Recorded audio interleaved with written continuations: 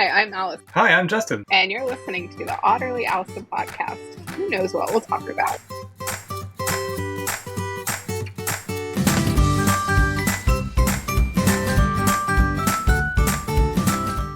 Morning. No, I locked my door. So he couldn't get in. All he could do was knock. And when I was growing up, my parents had these locks on the top of the door that slid into a screw. And I remember waiting until I was just big enough to jump up and move the lock. But that's how they dealt with us staying out of rooms. Yeah, he's not old enough to know how to use something to poke, because it's one of those kind where you can just push a little pen or something in there. Yeah, like a safety lock or whatever. Yeah. So school is still closed. So. Oh, so daycare is that preschool, like a nursery school? Yeah, he goes to, he was going to a local daycare, and we can cut this out. By the way, no, you're fine. They closed just completely, on a Wednesday, they sent an email saying the daycare's closed effective Monday. Closed, forever closed? It's an interim closure because they are they didn't have enough staff, which is a normal problem for all schools, but they don't have enough staff, and they're trying to restructure the daycare part. And Mr. Optimistic in the other room, David, was like, well, it says school-aged kids are fine. And he's school-aged, but because of our weeks on, weeks off, he can't be in the school part because he's not here full-time. So he stays in the daycare, and because of that, he couldn't stay. So now I've been calling, and the one place that has availability, they misled me. I'll say that instead of lying. And they were supposed to send me registration stuff Tuesday, and I still don't have it. Yikes. So fortunately, my lovely mother-in-law watched him for me on Tuesday. So that was super helpful. But add this to my list of reasons not to have children. What can I add great, for you? But Alexa, go away. God. Go away added to your shopping list. What? Is that right? No. I didn't want Okay, I deleted go away for you. God was like, Justin, you will have children. I never said the A word. Oh, man. But yeah, so he's been home with me since Monday. Very nice. That's why I took PTO on Monday. You don't seem as stressed as you could seem. Maybe you're putting on a good front. I am really good at masking it. So I saw mom face when he came in there, so I recognized mom face. Yeah. I was trying to be funny. There's a playground here that has free Wi-Fi. So I actually worked all morning from there yesterday. Wow, playgrounds have Wi-Fi now? Well, it's an inside one. And it's actually a really cool place because it's for up to 12. So the trampoline parks are great, but he's so little that big kids run him over, and he wants to be on the stuff for the big kids. And he can't because he's 4. And so it's actually in town, so I don't have to drive clear to Augusta. And it's free Wi-Fi, little kids, all the stuff is his size. And I can see, no matter where I sit, I can see everything. And so.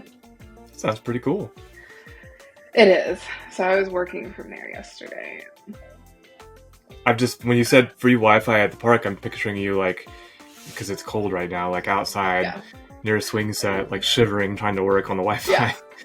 Yeah, no, we went to the park Monday because the indoor place was closed, and I did not know it was closed. And so we went to the park, and we were not dressed for the park, so we only stayed for 45 minutes because I was cold. He was running around, so he was nice and warm, but I was freezing. The cold is all that much worse this year because it got so warm. Yes. And like everything started blooming and coming out, and then now it's just like deep freeze. Yeah. Which I'm kind of okay with because like the mosquitoes were so bad last year. I don't know if they were up there or if they ever are. Yeah, I mean, they were more than usual. I had to have spray on, and I don't usually have to do that. Yeah. But this year, like it got warm, so there were mosquitoes, and then it's so cold right now. Like it's 47 right now, but when I got up this morning, it was like 32. Yeah. And then we get our yard sprayed for mosquitoes because we have a small kid and a dog, and they came out and sprayed like last week. So it was like perfect timing. And we also get, what's funny is before I moved to South Carolina, I had never heard of getting your house pressure washed. Like I had never heard of that. And the pollen was bad in Oklahoma, but it's like so much worse here that everything's just coated, which is why people get their house pressure washed. And so I have to text my guy to get on his list, but I wait till after pollen season. So we finally invested in a pressure washer for that reason, in the cars and the driveway and stuff. But it's like if you see somebody's house where they don't clean it regularly, you can tell it gets like a moldy kind of look to it. Yeah. Well, we have one for like the back patio because we're out there all the time. David grills all the time, and we want to get all the oil and grease that comes. He even has like a grill mat, and it's still, we have to clean it off. But the guy that does the house has like the special like soap chemicals, whatever, that like kind of protects it for about a year. So he just comes out once a year and does. And where you are too is the sun. The sun just beats on your house. Yes. Like so bad. Yes. The first year we moved in, we got leaf filter is the only one I can think of. They're not leaf filter, but they're essentially the same thing, just a different brand. It's something with the name, I think, frog in it. Because our gutters were getting so bad because we had so many trees around us. And so we had that done like the first month we lived here. And it was like the best investment ever. Those trees should help with the sun though, I guess. Well, so we had an empty lot next door that's been empty for the whole time we lived here. But the girl I bought the house from, she actually does my hair, so we talk all the time. The people that own the lot live in New York and have been planning on building for years. Well, they finally are clearing it to build the house. So now all the trees are cleared. So. But. How'd your workshop go yesterday? It went well. It's funny because I haven't done one in such a long time. And it was ITAM, which I haven't done ITAM in a long time. That's why I was curious, yeah. And so what was funny is this is why I think I was a very good architect, is knowing someone's going to do ITAM. I always make sure we do the product catalog first because it acts just like the service catalog until you flip the procurement switch. Right. And so that way, if they're planning on doing procurement later, if they're not, it doesn't matter. I mean, it does, but it doesn't. If they're planning on doing procurement later, it's better to start with the product catalog, have them build out their model so they can see how to start maintaining it now, because the effort's about the same if you're not doing procurement and you're just building the catalog items. And so we were going through it yesterday, and I had to put together, because in the SAO it says MVP. And while I love that you all put MVP, I hate that you all put MVP because that means something different to everybody. Yeah. So we covered, let's agree on what MVP is first. And then I actually put together a slide that showed here's MVP, and it had like MVP, then it had phase 2, phase 3. So they could see this is what you're getting today. And here's how we're going to be moving forward. And they were like, okay. And so I met internally with the project team because I don't talk to them regularly. And they were like, I think we need to show them, I was like, I think I'm going to do this. And they were like, no, they will absolutely need it. So I have my little, here's MVP, here's phase 1, because they don't own HAM or SAM. They just have the ITSM, ITAM. Yeah. So then I'm like going through our demo instance, showing them the product catalog, and they were like, don't show us procurement or we'll want it. And I was like, all right. So I just showed, they already own it, but it's phase 2. It's not MVP. So I said, all right, I'll stop when it gets to that point. And so one of the guys goes, now, do we own this, or is this a bait and switch to get us to buy something? I was like, I'm not in sales. I was like, I don't care what you buy. And he just kind of laughed. He was like, all right. I said, now, I don't know your approval licenses, so depending on who you want to approve. And he goes, we're figuring that out, so don't worry. And I was like, all right, then I'm not bait and switching you. You're good. So I hate that, like you touched on, you touched on two things. Number one, I don't want to lose a thought. That's great feedback on specifying what MVP actually is. So thank you for that. I could use that feedback because we do use it a lot, but we don't necessarily spell it out. But his feeling there, that I don't want to miss that either, that bait and switch, like, and this is a criticism of ServiceNow, and I don't care that it's public, is that it's so complex, the licensing and the SKUs and the seats and the fulfillers, that customers do feel like every time they turn around, it's like, cha-ching, cha-ching, cha-ching, it's frustrating for us to, like in your role, when you're just trying to do a workshop, or in my role where I'm like, oh, do you have this problem? Here's the solution. But, and it's like, it is kind of just every time we have a conversation.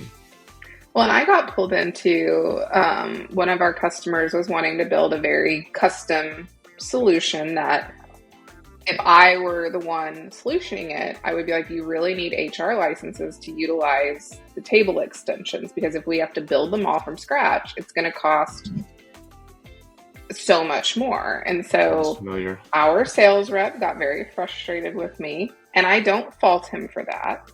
Our SC, who was not you, got very frustrated with me. And so David. It is. And I was like, I understand that you all think this is simple, but if they don't own these licenses, then it's not. And so they were like, well, let's all get on a call with ServiceNow, because they're now mad at us because the price went up like exponentially. So their SC, and once again, I love ServiceNow and no fault to this SC, but he was like, Allison, I built this demo out and it only took me this amount of time. I said, okay, great. What products did you use to build it out? And he was like, well, what do you mean? I said, did you use HR table structures and extend from them? He's like, well, yeah. I said, they don't own HR. So how are you going to tell me that I can do exactly what you did and the amount of time you did it when they don't have access to the things you use? And he just was like, oh. Do you remember and I'm trying to be very careful not to say names. Yeah. There was a Canadian customer when you and I went through this exact same thing. They wanted recruiting, and ServiceNow extended all the HR. Talking about. Oh, is it? Okay. You just weren't on that call. Okay. David was on that call, but he was very frustrated with me. But yeah, I found out that, it was super easy for them to build the demo because they were utilizing all the table structures that we would want to utilize, because we don't want to introduce tech debt. We don't want to introduce all of these maintenance things, especially because they're planning on buying HR in the future. Why are we going to bastardize it to just have to redo it later? Yeah. So, it was. And that demo too, you may know this, but they also showed the HR dashboard, the HR workspace. I'm just like, but we're not selling HR? But what are we doing? So sorry, ServiceNow team, you're not perfect. We're not perfect. But just know, when you build a demo, please use only what they own, or tell them you will need to buy this. Yeah, I had a conversation with Kevin about another account we're talking about on another thing. And I built a demo, I built a proof of concept, and then Kevin had to go actually build it for the customers.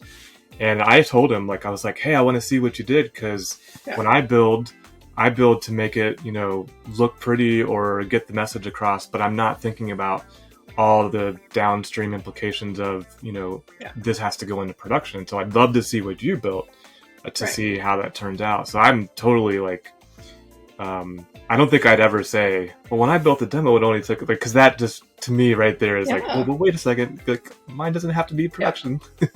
Well, fortunately, the customer was not on that call. It was just us and ServiceNow, and so we could speak fairly freely about it.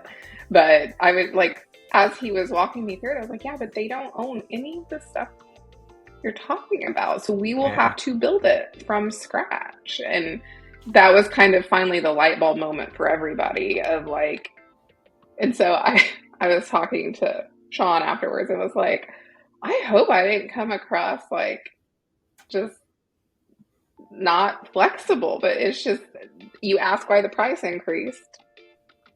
Yeah. This is why, so. Yeah.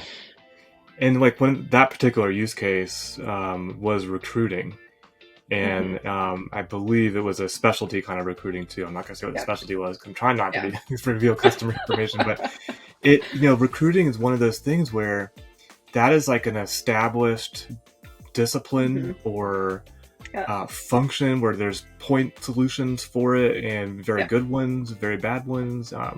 And it was like trying to recreate that into ServiceNow and then tie it into, like you said, long term, they're going to want to, after you recruit, then you want to onboard, right? And then all that other stuff that comes with it. So, and we already know that was their plan, is to buy it in the future. If they were saying we're never going to buy it, okay. Different story. But when we know we're going to buy it, that just seems silly. And then, like, what I didn't know, because I'm not Canadian, the Canadian recruiting process is so different than it is here. That competitions, they call it. That was what it was. Yeah. It's so weird. I hadn't thought, but I mean, if you think about, you are in a competition against other people. But they have some really strict standards around what we would call equal opportunity employment. They call it something else, but it was like you get a letter afterwards that's saying that you weren't selected for these reasons. Yeah, it's like really, I don't know. It's not. I'm not judging it. It's different than us, but I'm not saying ours is perfect either. But. Yeah, I mean, it'd be nice, like, if you didn't get a job, to know, like, why. Yeah, when I was a hiring manager, I called every person I didn't hire. I did. Because I was like, I felt like when I'm interviewing you, I'm making a connection, whether you're hired or not. And one, like you said, one of my pet peeves was not even knowing. Like, it was just like silence in most of them. And I'm like, that's so annoying. So. I do think our recruiters are pretty good, because they always ask us, like, as the interviewers, like, can you give us details of, why we're not moving forward with them? And like, I try and tell them, and I think they're pretty good about calling everyone regardless. And so it's, when I'm hiring for more senior roles, those, I try to be, I'm kinder, more kind, whatever that is, to my more junior people that interview, because I feel like I want to tell them, like, hey, these are the things you need to work on. Yeah. So that when you want to try and get one of these roles, because that's the feedback they need to know, is it's not you as a person, it's your skills, and here's where you need to, like, get better. And the more senior roles, I feel like I don't have to do that as much. But, yeah. Because I have some fun interviewing stories of just things people have said. Like, we asked one guy who was interviewing to be an architect, and I always start with, what's the difference between a client script and a business role? Just, I think everybody should be able to answer that. And I don't need a definition. I just need, client runs on the client, business rules on the server. This guy was like, well, a business role is something that the business is needing us to do. And I was like, I mean, technically you're not wrong, but also you're very wrong. And then he had put on his resume, he'd been doing ServiceNow for like 12 or 13 years. I was like, oh, well, what release did you start on? Because that will tell me if you're lying about how long you've been doing it. He's like, I don't know. I don't really track that. Maybe like 2. I was like, well, what's the most recent release you've worked on? He's like, once again, I don't really track that, but like 6. I'm like, so not even a city. You're just throwing a dart at a wall hoping 6. Wow. That's an obvious no for me. Mm-hmm. I mean, that was the shortest interview I've ever done. 17 minutes and we were over. One of my favorite things about ServiceNow is the city names of the releases. And like, I think in every team meeting or even external meeting, like when people introduce themselves, it's usually referencing, hey, I've been around since whatever release. Yeah. Yeah. Interesting. The business rule versus client script, I thought that was interesting too, because I'm sitting here, how would I answer that question? And I don't think my mind immediately went to server client. It went to like the business rule is something I'm going to run on insert or update or something like that. And I don't need all that. Yeah, that's like where my later mind went. on in the interview, I may ask you, like, give me some examples of when you would use a business rule versus a client. You know, like I do that as we get farther in the interview, but I have like a bunch of base questions that we've actually sent to the recruiters as screening questions, because there for a while we were getting people that I don't fault people for wanting a role in this ecosystem at all. But like some of the people, it was just like, have you seen ServiceNow? Have you worked for now? So we have a couple screening. We could have like a whole podcast on just interviewing with ServiceNow. I almost want you to interview me. Like I said, that sounds selfish and like, but I'm almost like, I wonder how I would do, because I never interviewed for an architect or a TC. I went straight to solution consulting. Yeah. I had experience with ServiceNow, but I never did a technical interview. And technical interviews are different than... Yes. And I have had some really difficult technical interviews, and I've had some that it was really interesting. Like after I got my CMA, I have never had a technical interview. Huh. Everywhere I've I've applied. Yeah. They just assume that. And what was interesting about the CMA program is I was really nervous about it because I have imposter syndrome, don't we all? Yes. And I was like, I can't believe I got in. Like, I was very just like, they're going to see me. They're going to know like instantly that I shouldn't be here. And like the first day we were at our in-person immersion, because it was before COVID, I got to go to Amsterdam and it was a blast. Yeah. And literally the first day they were like, this isn't a technical course. And I was like, thank God. And no coding required. They were like, we know you wouldn't be here if you didn't have, because we had to, fill out a very, not super long, but at the time it was just filling out a form. Now you have to do a video. But at the time, they were like, we know you guys know that stuff. This is about soft skills. It's about, like, we had a ton of pre-sales people. Not a ton. We had about, like, a fourth of the people were pre-sales only, which I thought was interesting. Mm-hmm. And then when we went through the board reviews, a lot of the people, because you can fail once and still do a retake, and it's fine. A lot of the people who failed the first time, it was because they were too technical.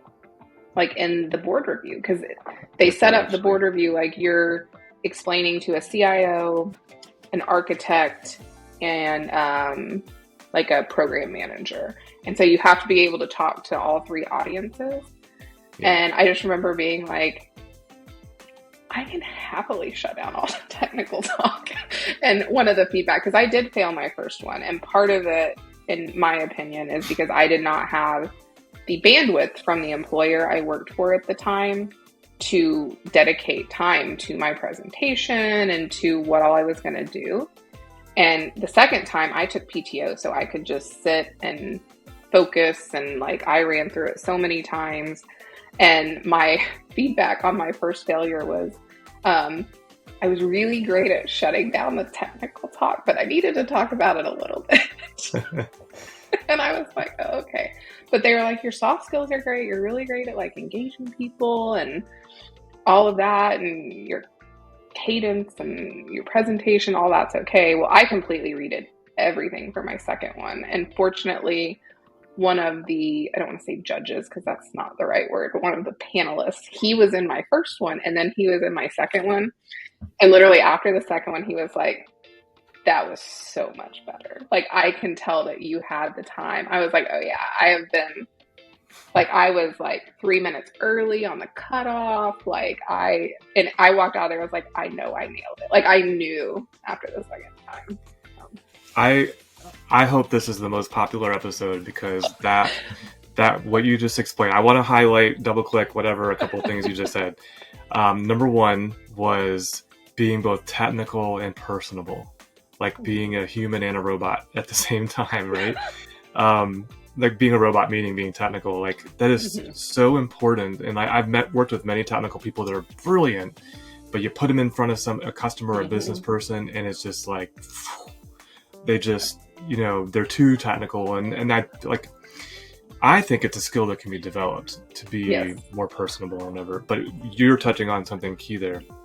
And then I've already lost the second one that I thought was, that I think is really important. So you were talking about, like once you've, like you could have taken that failure, that rejection, and just totally been like, screw the CMA program. I just, this is not for me, whatever. But what you did, and what I didn't learn until later on in life, like using your PTO for something that's going to advance your career, like so smart, but just people don't really think about it. It's like, you're like, oh, this is associated with my job, so I need to do that while I'm working or in my spare time. But it's like, no, if this is really, really important to you, take the day off, or however many days you take off. So I think those are two, like, there's a bunch of great stuff you said there, but yeah. And I, like, before I went into my first board review, I was so nervous because I knew I hadn't, and part of it was I was not fortunate enough to work at an employer who really understood what I was doing. Like, they didn't understand what the CMA program was. Right. The boss I had when I started at that job did, and he still worked there, but he wasn't my boss at the time. And so while I was going through it, like if I would ask for like time because you had to attend sessions throughout the week, they were like, no, that's an addition to your job. And I'm like, so I was working, if you counted what I was doing for the CMA program, I was working 60 plus hours a week, and I had a newborn. And so my son was just shy of a year old when I started the program. So he was born in November, and then August of the next year is when I started the program.